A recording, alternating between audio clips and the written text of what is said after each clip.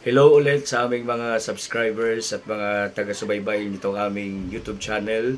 At dahil sa pinag-o-observe natin na Lenten season, ibabahagi ko naman sa episode na to o sa video na to ang reflection tungkol sa Ebanghelyo ngayong araw na to, March 15.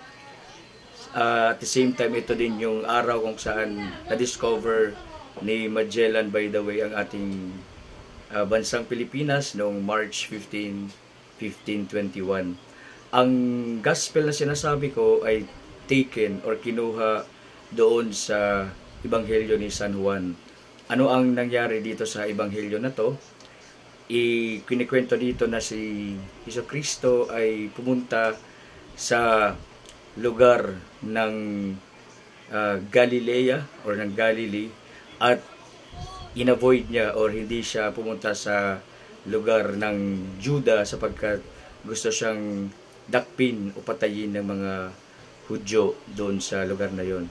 At alam natin na kapag dinakip na siya, umpisa na yon ng kanyang Paschal Mystery, yung kanyang suffering, death, and eventually resurrection.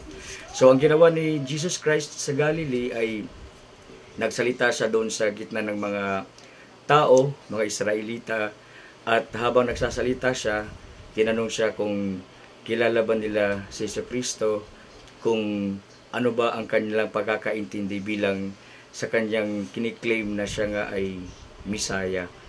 At doon sa kanyang pagbabanggit or kiklaim na siya yung pinadala ng Ama, ng kanyang Ama bilang isang Mesiya at isang tagapagligtas ng sangkatauhan, nagplano ang mga Hudyo na dakpin siya at eventually patayin siya. Pero dahil hindi pa yun ang takdang panahon, hindi nila ginawa yun kay Jesucristo. So ang punto ng pagninilayan natin sa episode na to ay ang takdang panahon. Si Jesucristo ay Diyos anak na gusto lamang gawin kung ano ang plano ng kanyang Ama at gagawin lamang niya yun kung ito ay gusto na ng Ama at ito ay nasa takdang panahon na.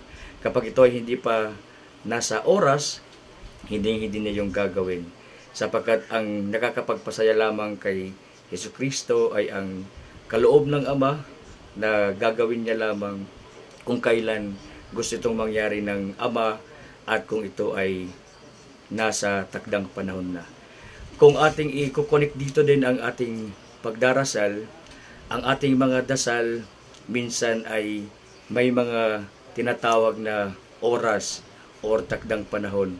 Alam naman natin na sa oras na humiling tayo sa Diyos at hiniling natin yon mula sa ating puso ng taimtim, ibibigay agad yon ng Diyos. Ora mismo sa oras na hiniling natin yon ng taimtim nga at depende na yon kung kailan ang nararapat na takdang panahon para ibigay na yon at ma-enjoy natin. Ang isang kunento ng pare kanina na inatinan ko doon sa Holy Mass sa araw na to ay tungkol nga sa mga bagay na mga pinagdaraanan ng mga taong nagdarasal. Tulad nung isang mag-asawa daw na matagal na nilang dinarasal na bigyan sila ng anak. Sa mahabang panahon na dasal nila, specific pa yung kanilang dasal na bigyan sila ng kambal. At sa paglipas ng maraming panahon, hindi pa yun binibigay ng Diyos. Pero sa puso nila, alam nila na ipagkakaloob yun ng Diyos sa kanila. At ang nasusulat doon sa book of the prophet Isaiah chapter 55 verses 8 to 9 ay sinasabi doon na our thoughts are not the same as God's thoughts and our plans are not the same as God's plans. So kung i-apply natin ito doon sa kinikwento ko kanina, ang nangyari ay mayroong napakarami mga options kung paano sasagutin o ibibigay ng Diyos ang ating mga dasal.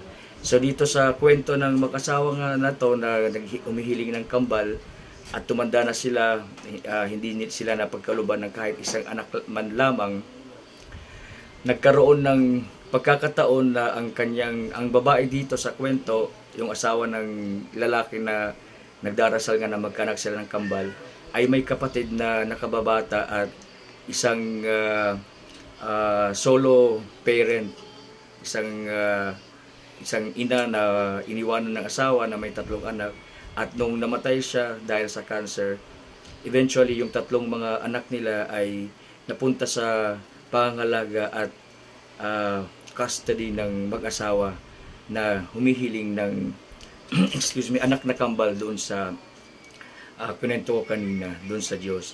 At ang pamamaraan ng Diyos ay hindi man actually na siya ang silang ng anak, nagkaroon pa rin sila ng hindi lang basta 2 compared doon sa hinihingi nilang kambal na anak, kundi nagkaroon sila ng 3 anak.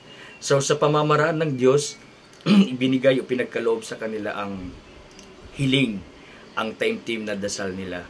At hindi nila alam na mulat sa Paul nung nagdasal sila ng sincere, ipilinaron agad ng Diyos kung ano yung posibleng maging sagot sa kanilang mga dasal at doon sa sagot na mga dasal din ng namatay na kapatid, kung ano ang mangyayari doon sa kanyang mga anak kapag nawala na siya.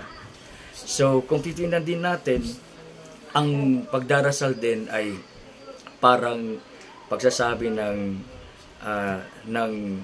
mga bagay na pinaghahandaan ang kapag ready na tayo, kapag handa na tayo, hindi lang physically, mentally, emotionally, spiritually, at yun ay takdang panahon na para ibigay ng Diyos, by all means, ibibigay yun ng Diyos. Kailangan lang natin mag-antay, sapagkat alam naman ng Diyos na sa kabila ng ating pag-aantay ng matagal, marami tayong mga paghihirap na pinagdaraanan.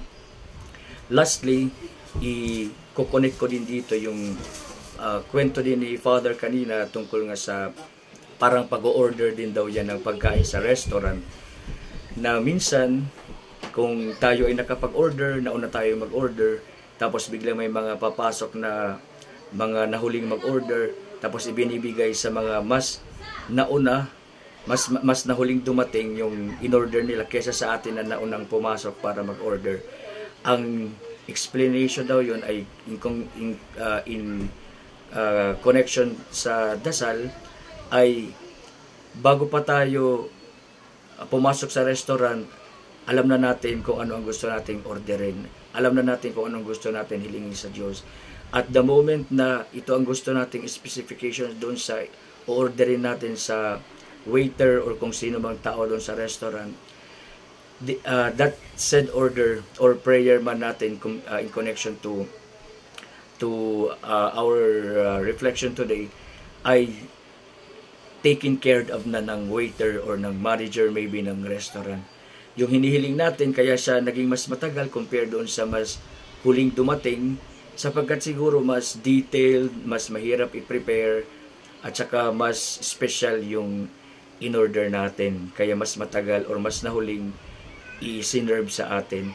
Pero the mere fact na na-order na natin yon at nasabi na natin sa Diyos, hindi na natin kailangan mag-complain, magalit doon sa manager o sa waiter na bakit naunang i-serve yung nahuling dumating kaysa, yung mga naunang dumating kaysa sa atin na mas naunang nag-order. Sapagkat kung tutuusin, alam na natin sa simulat sa Paul na ang ating in-order ay mas complicated siguro yung pag-prepare, mas special yung mga ingredients na gagawin ng chef siguro para ma-deliver kung ano ang nararapat sa atin. So ganun din siguro sana ang maging attitude natin. Hindi tayo magrereklamo, hindi tayo magko-complain sa Diyos kung medyo matagal or hindi pa dumarating yung mga hinihiling natin. Instead, parang customer, magpa-follow up lang tayo sapagkat alam naman ng Diyos kung ano yung hinihiling natin. Hindi natin i-remind ang Diyos, kundi ang ating sarili ang i-remind natin na ang lahat ng ating mga hiling sa takdang panahon ay ipagkakaloob at ipagkakaloob ng Diyos kapag ready na tayo at talagang para sa atin yon. At kung ano man yung pinaka-best na option, yun ang ibibigay sa atin. Sana po ay may munti kayong natutunan sa reflection na to. Have a nice day!